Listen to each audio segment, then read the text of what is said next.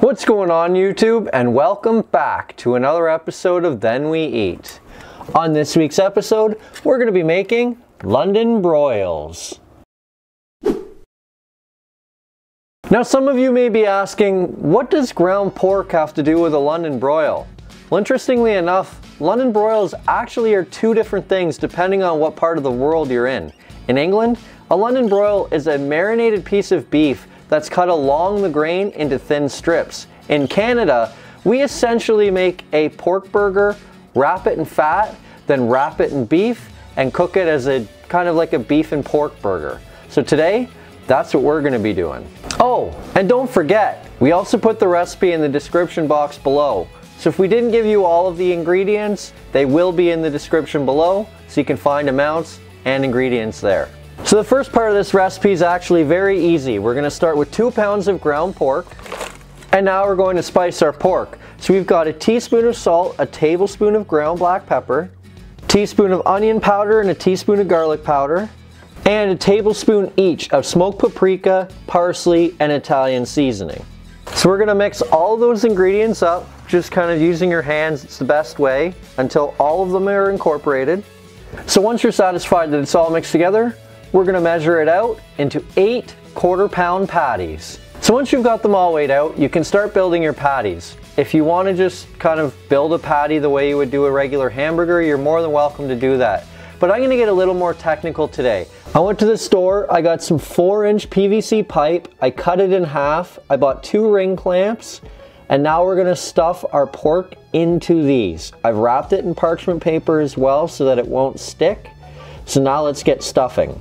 So now we're going to take our quarter-pound of pork, we're going to drop it in, then we're going to take 2 plastic pucks. These are those really thin cutting boards. I've cut them into circles, just a tiny bit smaller than the round of the hole, just so that the air can get through it. We're going to drop that on top, and we're just going to push it down until it's nice and flat. We're just going to keep repeating that process. More pork in, more pucks on top, squeeze. We'll probably get 4 out of the first piece of pipe. I have a second piece of pipe, we'll get another 4. Then they'll go in the freezer. But we'll get to that in a minute. Just let me finish making the pucks. So there we have it. Both of them are done. We're going to stick these in the freezer for a couple of hours. We're going to let them get nice and hard. It's just going to make it a little easier when we go to do the next step, which is wrap it in bacon and steak.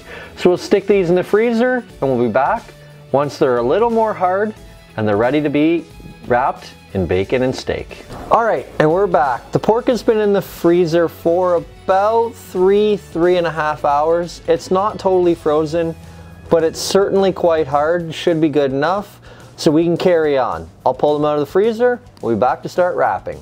As you can see, here's our first puck. It is still quite firm. So, we're going to bust it open, and we'll take the pork out of the ring. As you see, you can see the rings in there, so it's nice and easy. They'll just pop right off. You can do this where you cut it. I did it that way the first time. It was not that easy. This is much, much easier. There you go. 4 patties.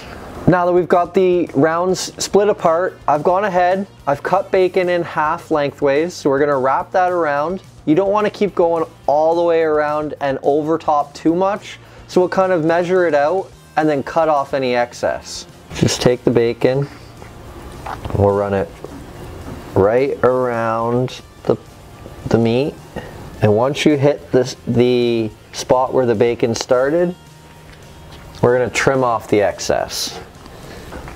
Just like that. Then we're going to take some minute steak. I've gone ahead, I've pounded it out, put salt and pepper on each side.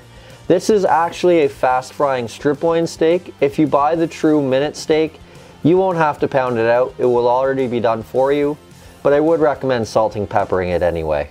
Just gonna take a strip of bacon to use as a guide, measuring guide, so that I know roughly how much steak I need to wrap around it. Just a little bit short on mine, so I'm just going to tuck a little bit of beef inside on either side, just to make sure that you get beef the whole way around. Then we're going to take some string, some butcher's twine, and we're going to tie it up. Make sure you leave yourself a little more than you need. Make it a little easier to tie it, and then you can just cut off any excess later. And there you have it. One London broil. Wrapped, strung, ready for the barbecue. So I'm going to go ahead, I'm going to finish the other 7, and then we'll be back to start cooking them up. Alright, there's the 4 London broils done. I'm going to throw these on the barbecue now. They're going to be about 5-ish minutes aside. And while they're on, I'll finish the other 4, so we see at the barbecue to throw them on.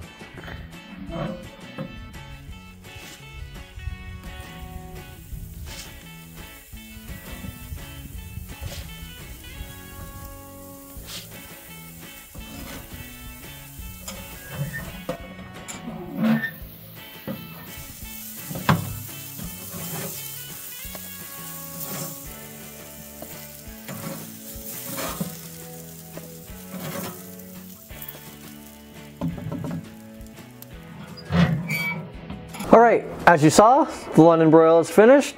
Let's dig in, see how they taste. First thing obviously to remember, there is a string on this, so you are going to want to remove it. See if I can just pull it off. Just like that. As you can see, they're cooked well. Got that nice bacon line, the steak. Let's give it a shot, see how it is.